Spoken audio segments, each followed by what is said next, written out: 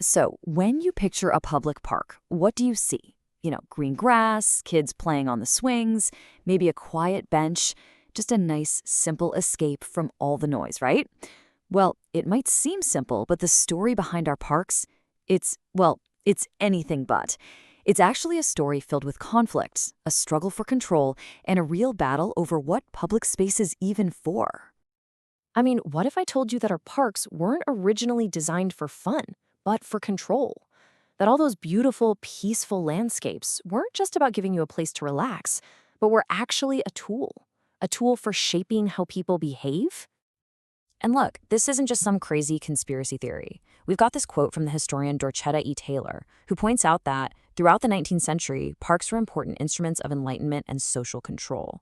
I mean, right there in black and white, social control. And that one idea right there is the absolute key to understanding this whole conflict. A conflict that, believe it or not, has shaped pretty much every park you've ever been to.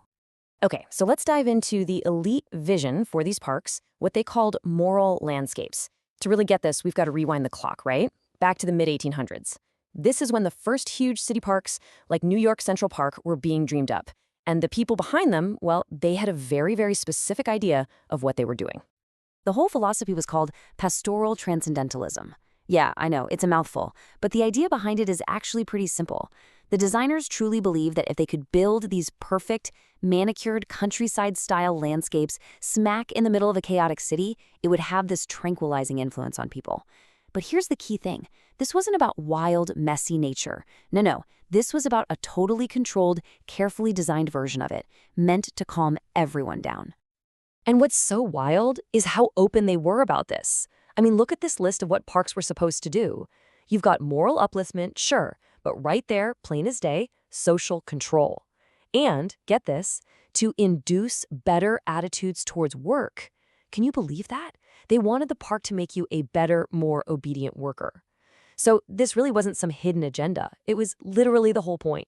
Frederick Law Olmsted, the legendary designer behind Central Park, he said it himself. He wanted to create scenery that would employ the mind without fatigue and yet exercise it, tranquilize it, and yet enliven it. See that word again? Tranquilize. The whole idea was that you were supposed to be passive. You just walk around quietly, look at the pretty trees, and let the good morals soak in. That was the game plan. So we're on to our next section, a clash of classes. Who gets to play? Because here's the thing. There was one massive problem with this whole tranquil vision. Not everybody wanted to just quietly stroll. And this is exactly where the designer's grand plan came crashing right into the everyday reality of the city's working-class people. And you can see the total disconnect right here. On one side, you have the middle-class ideal, passive, quiet contemplation, improving yourself. But then you have the working-class reality. These folks are working brutal, monotonous hours in factories. When they finally get a day off, they don't want quiet contemplation. They need to blow off some steam. They want active, loud, boisterous fun. They want to play games, socialize, and just let loose. So how did the park managers enforce their vision? Well, with a whole bunch of really strict rules. You could not walk on the grass. You couldn't pick any flowers or even twigs. You weren't allowed to sell anything. No indecent language. No games of chance. No public speeches. I mean, when you look at it, they basically outlawed everything that the working class actually wanted to do in the park. And they were not kidding around with these rules. Just look at this arrest record from Central Park back in 1859. Almost half of all the arrests made in the park were for things like walking on the grass. Let that sink in. This idea of social control wasn't just some abstract concept. It was real, and it was being enforced with police and handcuffs. Which brings us to our next chapter, the rise of recreation, or the people fight back. Because, you can only push people so far. Eventually, the working class and a new wave of social reformers started to push back hard. They began demanding that these public spaces should, actually be for the public and serve their needs. And the way they argued this was brilliant. They framed it as an issue of social justice. Just listen to this quote from a newspaper in 1884. It talks about how the wealthy citizens live in elegant homes while the toilers live on the lowlands. Huge chimneys pour out volumes of smoke. Activists were pointing out this massive, unfair inequality. The rich get beautiful, clean spaces, and the poor get smoke and grime with nowhere to play. This was about basic fairness. All that frustration started to build, and it fueled this incredible new social movement, the recreation movement. You can see it taking off right here on this timeline.